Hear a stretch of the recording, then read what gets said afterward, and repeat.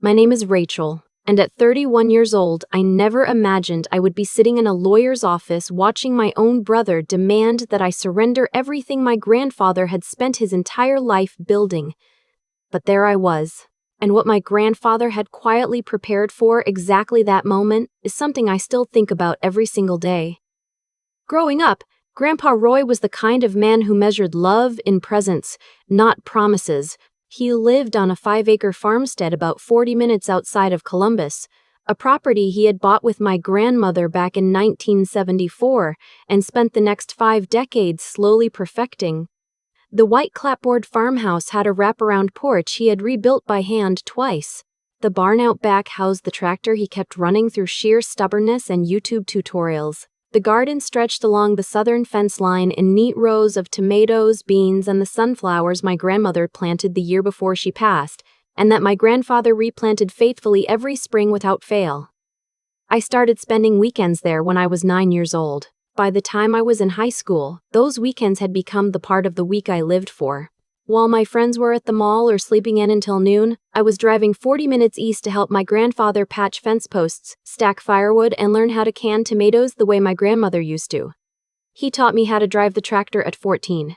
He taught me how to read the sky for weather at 16. When I was 22 and starting my career as a dental hygienist, our Saturday mornings became sacred. Coffee on the porch, whatever needed fixing, lunch together, and then the long afternoon conversations that covered everything from small-town politics to what happens after we die. For 11 years, I never missed a Saturday unless I was running a fever or stuck at work for an emergency. Not once. My brother, on the other hand, had not set foot on that property in nearly 4 years. My brother is 3 years older than me and has always been, without question, the favorite. I say this not out of bitterness but out of simple observation. Our parents never tried to hide it. He was the firstborn son, the one who carried the family name, the one whose failed ventures were described as learning experiences, while my achievements were treated as expected. He dropped out of his business degree program, and my parents called it a brave pivot. He launched a landscaping company that collapsed in 6 months, and my parents quietly absorbed the debt. He started a food truck that lasted 8 weeks, and my father told everyone at Thanksgiving it was just a timing issue. By the time my grandfather's health began declining, my brother was 34, living in a house my parents had co-signed for, married to a woman who communicated primarily through passive-aggressive Facebook posts, and in the early stages of what he called a social media marketing consultancy, which as far as I could tell consisted of a logo and a LinkedIn profile. He did not come to the farmstead when my grandfather started having trouble with his knees. He did not come when the doctor found the spot on my grandfather's lung. He did not come during the 6 months I took on additional shifts during the week and still drove out every Saturday and then eventually every Saturday and Sunday to make sure my grandfather was eating, getting his medications on time, and not spending 20 minutes trying to haul hay bales he had no business lifting anymore. My grandfather passed on a Tuesday morning in late October, peaceful and in his own bed, which was exactly what he had wanted. I had been there the night before, reading to him from the Louis L'Amour Western novel he had on his nightstand. He had fallen asleep mid-chapter, and I had stayed until nearly midnight just to make sure he was comfortable. By the time I got the call the next morning, I was already on my way back. At the funeral, my brother cried with a thoroughness that I found, under the circumstances, remarkable. He told my grandfather's old friends about how much the farm had meant to him growing up, and how he would carry those memories forever. He hugged my parents and said losing Grandpa Roy felt like losing a piece of himself. I stood beside the casket and said nothing because there was nothing I trusted myself to say. The will reading was set for the following Thursday at an office downtown. I arrived early in the same way I arrived everywhere. 15 minutes ahead of schedule, sitting quietly with my hands folded, bracing for I did not know what. My parents arrived together. My mother in a dark blazer and my father with the tight expression he gets when he is expecting conflict. My brother arrived 8 minutes late with his wife, who was wearing a cream-colored blouse that seemed aggressively inappropriate for the occasion and was already scrolling through her phone before she sat down. My brother barely made eye contact with me. The attorney, a soft-spoken man in his 60s named Mr. Calloway, opened the proceedings with the standard language and worked through the smaller bequests first. My grandfather's woodworking tools went to his neighbor and longtime friend. His truck, the 1987 Ford F-150 he had maintained as carefully as a museum piece, went to his younger brother in Tennessee. Various pieces of jewelry and family heirlooms were distributed among cousins and my parents. Then Mr. Calloway cleared his throat and looked up from the document. To my granddaughter Rachel, he read, who has given me the great gift of her time and her company, who has been at my side through seasons of joy and seasons of sorrow without ever being asked twice. I leave the farmstead at 4118 Millbrook Road in its entirety, including the house, the barn, and all 5 acres, as well as the sum of $60,000 from my savings account. The room went absolutely still. To my grandson, Mr. Calloway continued, I leave the sum of $15,000 with my sincere hope that he uses it towards something that brings him lasting fulfillment. My brother's chair scraped the floor as he shifted forward. His wife looked up from her phone. What do you mean, the farmstead? My brother said. His voice was controlled but had an edge underneath it. I recognized immediately. The whole property? Mr. Calloway looked at him over his glasses. That is correct. The property is left entirely to your sister. The bequest is unambiguous. My brother turned to look at me for the first time since walking in. I could see him recalibrating in real time, the way you can watch someone switch from shock to strategy if you know them well enough. Cassie, he said, using the nickname I had not gone by since middle school. You know this doesn't make sense. I have a family. I have 2 kids. You're single. You live in a 2-bedroom apartment. What are you going to do with 5 acres and a farmhouse? I started to answer, but his wife spoke first, glancing around the room as if she were announcing something obvious. We've actually already been thinking about the space. The farmhouse bones are incredible. The master's suite could be completely opened up, and that back room off the kitchen would be perfect for my content studio. I stared at her. She had never been inside that farmhouse. Not once. My grandfather had met her exactly twice. My father cleared his throat. Let's not get ahead of ourselves. He looked at me with the expression he had always used when he wanted something from me without asking directly. Rachel, your grandfather clearly loved you very much, but I think we all know he made this decision without fully understanding the practical implications. Your brother has a mortgage, 2 children in school, and a business he's trying to grow. You have flexibility that he simply doesn't. The flexibility, I assumed, was code for being unmarried and therefore understood to have fewer legitimate needs. Mr. Four. Calloway stepped in and said what will readers always say in these moments. The document was legally sound. My grandfather had been of completely clear mind when he signed it, and anyone wishing to contest the will was welcome to pursue that avenue through the courts, though he advised them that contesting would be both expensive and almost certainly unsuccessful. My brother shook his head slowly and said with a quiet certainty that settled over the room like something cold, "We'll talk about this as a family." The days following the reading were unlike anything I had experienced before. My phone rang so consistently that I started keeping it face down at work just to get through my patient appointments. My mother called every morning before I left for the office, her approach shifting from gentle concern to wounded disappointment to something close to accusation depending on the day. Your brother is barely sleeping, she told me on Wednesday. His wife is beside herself. The kids keep asking why they can't move to the farm. The kids, I should note, had also never been inside that farmhouse. My father called once, direct and brief in the way he always was. Your grandfather loved you. Nobody is questioning that. But love isn't the only thing that matters here. Your brother needs that property in a way that you simply don't. I need you to think about what kind of sister you want to be. What kind of sister I wanted to be. As if my entire adult identity were contingent on how much of myself I was willing to hand over. My brother launched a strategy I had not anticipated. Without naming me directly, his wife began posting on social media, wistful captions about family legacies being kept together, photographs of my nephew and niece with quotes about how children deserve roots and history. The comments filled quickly with people who knew only her version of events and were outraged on her behalf. Several of them were people I had known for years. I watched the posts accumulate from a distance, feeling something hollow open up in my chest. The ambush came on Friday evening. I arrived home from work to find my brother's car parked in front of my building. He was sitting on the front steps with my two nephews, who ran to hug me the moment they saw me, both of them talking over each other about a video game and a loose tooth, respectively. My sister-in-law stood to the side with her arms crossed and a smile that did not reach her eyes. "I brought the boys to see their aunt," my brother said, "and I thought maybe we could talk privately." I brought them inside and put on a movie for my nephews and then stood in my kitchen doorway while my brother sat at my small table and laid out his position with more composure than he'd had at the lawyer's office. "I'm not the bad guy here, Rachel," he said. "I'm trying to do right by my family. Dad co-signed my mortgage, and now the interest rate adjustment is hitting us hard. If we had that property, we could either refinance against it or sell and get clear of the debt entirely. His wife and I, we have a plan. This isn't just about wanting something for free." I asked him when he had last visited Grandpa Roy. He looked at the table. I asked him again. "It's been a while," he said.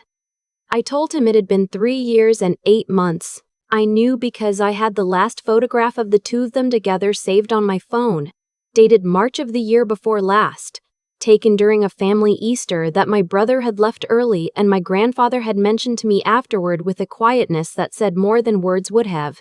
My brother's jaw tightened. "That's not fair. I had a lot going on. Grandpa had a lot going on too," I said. "He had a lung condition and bad knees, and he was 79 years old and living alone. But he never made you feel guilty about not coming. He never called you to complain. He just kept asking how the kids were and whether business was picking up." The conversation ended without resolution. My brother gathered his sons, and as he was leaving, he said quietly, without turning around, "Dad is putting together some paperwork. We're asking you to sign the property over voluntarily rather than going through the courts. Just think about what you're doing to this family." The pressure did not stop there. My aunt called to say she hoped I would consider all perspectives. A cousin sent a text asking if there was any chance of a compromise. Even my grandfather's neighbor, the one who had received the woodworking tools, seemed uncomfortable when I stopped by and mentioned something vague about families needing to stay united. The only person who reached out without an agenda was my mother's younger sister, my aunt on the other side of the family, who I had always been close to. She called on a Sunday afternoon and asked how I was actually doing. And when I told her the truth, that I was exhausted and second-guessing everything even though I knew I was right, she said something that lodged itself in my chest and stayed there. She said, "Your grandfather was a deliberate man. He did not make that decision by accident or out of sentiment. He made it because he watched you for 11 years and he knew exactly what he was doing." That night, I drove out to the farmstead alone. It was the first time I had gone back since clearing out his refrigerator and taking in his mail the week after the funeral. I used the key that had been cut for me 10 years ago and let myself in through the side door. The house had that particular quality of stillness that belongs only to places where someone has recently stopped living. His reading glasses were on the side table. A coffee mug was in the dish rack, clean and waiting. The calendar on the kitchen wall still showed October. I walked from room to room slowly, running my hand along the door frames and counters, and I felt his absence like pressure in my ears. I sat down in his armchair by the window, the one that looked out over the garden, and I thought about what I was going to do.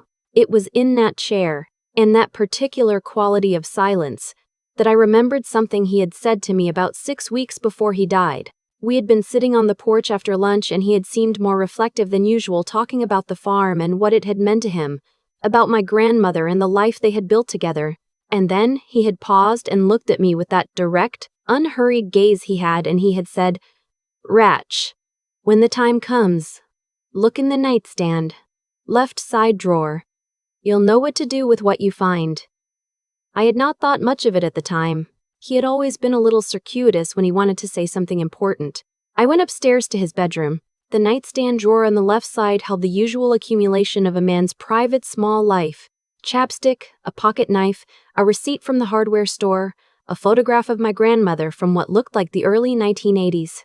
And at the back of the drawer, underneath a folded handkerchief, was his old flip phone. The kind with the physical keypad that he had refused to give up even after everyone else had moved on to smartphones. I had teased him about that phone for years. I opened it. The battery was almost dead. but there was enough charge left to show me that the voicemail inbox had one saved message. I held the phone to my ear and pressed play. He had recorded it 2 weeks before he died. His voice was slower than I was used to, a little thin in the way it had gotten near the end, but it was unmistakably him. Completely him. "Rachel," he said, "if you found this, then I'm gone and things are probably not going the way you hoped. I know your father and your brother well enough to know there are going to be some conversations about that property. And I know you well enough to know you're going to sit with it and worry about it and consider every angle before you decide anything. That's one of the things I've always loved about you. But I want you to hear me say this clearly so there's no question in your mind later." I sat down on the edge of his bed. "I left that farm to you because you earned it. Not by working hard, though you did. Not just by showing up every week for 11 years, though you did that too. You earned it because you understood what this place is. It's not an asset. It's not square footage. It's not something to be leveraged or sold when things get tight. It's the place where your grandmother planted sunflowers. It's the porch where we drank about 1,000 cups of coffee together. It's the barn where I taught you to back up a trailer on your first try, which I will never forget as long as I live. This place has a soul and you understand that. Your brother is a good man, Rachel. I want you to know I believe that. But he doesn't understand this land. He'd make a practical decision about it and I can't fault him for that. But I can make sure it goes to the person who won't." He paused. I could hear the particular silence of the farmhouse in the background of the recording. The same silence I was sitting in right now. "Do not let anyone make you feel guilty for accepting what I chose freely to give you. Not your parents, not your brother, nobody. You have spent 11 years giving me something that cannot be bought or inherited or divided up in a lawyer's office, and that is your time and your company. This farm is what I can give you back. Take it. Take good care of the garden. Keep the porch in good shape. And be happy there, Rachel. That's the whole point. Just be happy there." The message ended. I sat on the edge of my grandfather's bed in the dark for a long time. When I finally went downstairs, I called my brother. He answered on the second ring, cautious. "I need everyone to come to the farm Sunday afternoon," I said. 2 o'clock. "Mom, Dad, you and your wife. Just come. We're going to settle this once and for all." He said he would pass the message along. I spent Saturday morning cleaning the farmhouse and buying groceries. I made coffee and set out cups on the kitchen table, which my grandmother had bought at a yard sale in 1981 and which had since hosted approximately 1,000 family meals. I arranged the chairs so there was room for everyone. My parents arrived right at 2. My father in his weekend clothes. My mother carrying a casserole dish she had not been asked to bring, which was her way of establishing normalcy in uncomfortable situations. My brother arrived with his wife 5 minutes later. His wife looked around the house with the assessing gaze of someone calculating renovation costs. I thanked them all for coming and I asked them to sit down. "I've been thinking about everything that's been said over the past 2 weeks," I began, "and I want to clear the air completely, because I think everyone deserves to know where I stand and why." My brother sat with his hands flat on the table. His wife had her phone out but set it face down when I looked at her. "I've thought about your situation," I said to my brother. "I genuinely have. And I understand that things are financially difficult right now. I don't say any of this to hurt you or to make you feel like I don't care about your family. I love your kids. I love you. That's not what this is about." He nodded slowly. "Then what is it about?" "It's about the fact that Grandpa Roy made a decision. A careful, deliberate, clear-headed decision. And he made it for reasons that he took the time to explain." I reached into my jacket pocket and set the old flip phone on the table in front of me. "He left me a message. I'd like you all to hear it." My mother looked at the phone. "Is that as old?" "It is. I found it in his nightstand. He recorded this about 2 weeks before he died." I played the message on speaker. Grandpa Roy's voice filled the kitchen. That unhurried, quiet voice that had narrated 11 years of Saturday mornings, that had talked me through hard days and celebrated small victories, that had sat beside me in the barn during thunderstorms when we were both too stubborn to go inside. His voice in that kitchen in that house felt like the most natural thing in the world and the most heartbreaking. No one spoke while the message played. When it ended, the room was silent for a long moment. My mother pressed her lips together and looked at the table. My father sat very still. My brother's wife started to say something, and my brother touched her arm and she stopped. I spoke first. I am not going to sign over this property. I am keeping this farm because my grandfather wanted me to have it and because he had reasons for that choice that were clear and considered and completely his to make. I am not doing this to take something from your family. I am doing this because it was given to me freely with love by the person who had the right to give it. My father exhaled slowly. He looked older in that moment than I had ever seen him look. Your grandfather always did things his own way, he said quietly. He did, I agreed, and we loved him for it. My brother was quiet for a long time. His wife steadied her hands. My mother wiped her eyes with the edge of her sleeve. Eventually my brother said, still not looking at me, he really recorded that on that old phone. 2 weeks before he died. He must have planned it. He was that kind of man, I said. My brother nodded once, a small motion, and looked out the window toward the garden. The sunflowers had not been planted yet that season. The rows were bare in the cold. He said, very quietly, I should have come more. I know, I told him. I think he knew you had a lot going on. He never stopped asking about you. My sister-in-law excused herself and went to the bathroom and did not come back for several minutes. My father put both hands on the table and pushed himself upright and walked to the kitchen window and stood there looking out at the barn. My mother asked if there was coffee and I poured her a cup and we sat together at the table where my grandmother had bought at a yard sale in 1981. The conversation that followed was not easy. My father admitted, with visible difficulty, that he had expected me to give in. That he had always expected me to give in because I always had before. My mother said she was sorry for the things she had said about my grandfather being disappointed in me. That she knew as she was saying them that they were not true. My brother said nothing more for most of it, but when he was leaving, he stopped at the door and turned back. He said, I know I haven't been fair to you. Not today, and not for a long time before today. I said, I know. We can work on it. He nodded. He picked up his youngest from the floor where the boy had fallen asleep against the wall, and he carried him out to the car. The weeks that followed were quiet in a way I had not expected. My brother did not call to pressure me.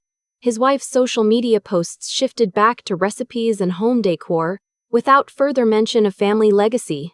My parents came to the farm 2 Saturdays after the meeting, and my father spent most of the afternoon walking the property the way you do when you are remembering something. He found the section of fencing along the back pasture that my grandfather and I had repaired together 3 summers ago, and he ran his hand along the post and did not say anything for a while. Spring came and I planted the sunflowers. I planted them in the same row along the southern fence where my grandmother had put them, and where my grandfather had replanted them every year for decades. I had never done it alone before, and it took me twice as long as it had taken the 2 of us together. And at some point in the middle of it, I sat down in the dirt and cried in a way I had not let myself cry since the funeral. But I finished, and when they came up 6 weeks later, tall and turned toward the light, I took a picture and sent it to my mother, and she sent back a single heart.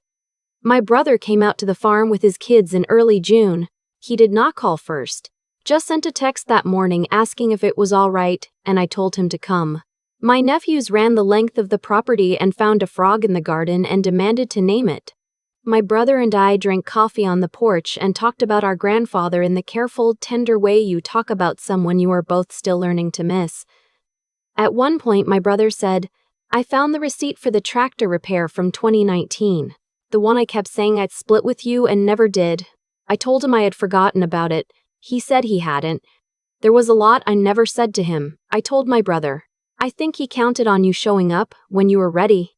My brother looked at the barn for a moment. You think he's watching? I think he's sitting on this porch right now drinking his coffee and telling us both we're being too sentimental, I said. My brother laughed for the first time in months. It sounded like him again, the version of him from before everything had gotten so complicated. I will not tell you that everything was repaired instantly or that the months that followed were without tension. There were Sunday dinners that got awkward when old habits resurfaced, and days when I had to remind myself that progress is not the same as resolution. My brother's business eventually stabilized in a modest way. His wife remained difficult but less hostile. My parents began, slowly and imperfectly, to see me as someone whose needs were worth considering alongside everyone else's. The farm became what my grandfather had intended it to be, not just a place where I lived, but a place where things continued. My cousin brought her daughter out to learn about the garden. My aunt spent a weekend helping me repaint the porch. A neighbor's teenager started coming by on Saturdays to help with the heavier work in exchange for learning how to maintain the tractor, which felt like something my grandfather would have arranged himself. I kept the voicemail saved on that old flip phone. I kept the phone charged. On the anniversary of my grandfather's passing, I sat in his armchair by the window and looked out at the sunflowers and listened to his voice one more time. Not because I needed reassurance anymore, but because I did not want to forget the sound of it. That voice that had talked me through 11 years of Saturday mornings and had found one final way to make sure I was all right. Do not let anyone make you feel guilty for accepting what I chose freely to give you. I don't, I told him quietly. Not anymore. There is a particular kind of inheritance that has nothing to do with property or money or anything a lawyer can put into a document. It is the inheritance of knowing your own worth clearly enough to defend it, even when the people you love most are lined up on the other side asking you to give it away. My grandfather understood that the farm was not the real gift. The real gift was the practice of showing up. 11 years of Saturdays that had quietly taught me who I was and what I was capable of standing firm about. Whatever you are facing right now, whatever version of that table full of people is sitting across from you asking you to make yourself smaller for their convenience, I hope you remember that what was given to you with love is yours to receive with love. You do not owe anyone an apology for that. If this story meant something to you, I'd love to hear your own in the comments below. And if you've ever had to stand your ground against the people who were supposed to be in your corner, subscribe, because that's exactly what this channel is here for.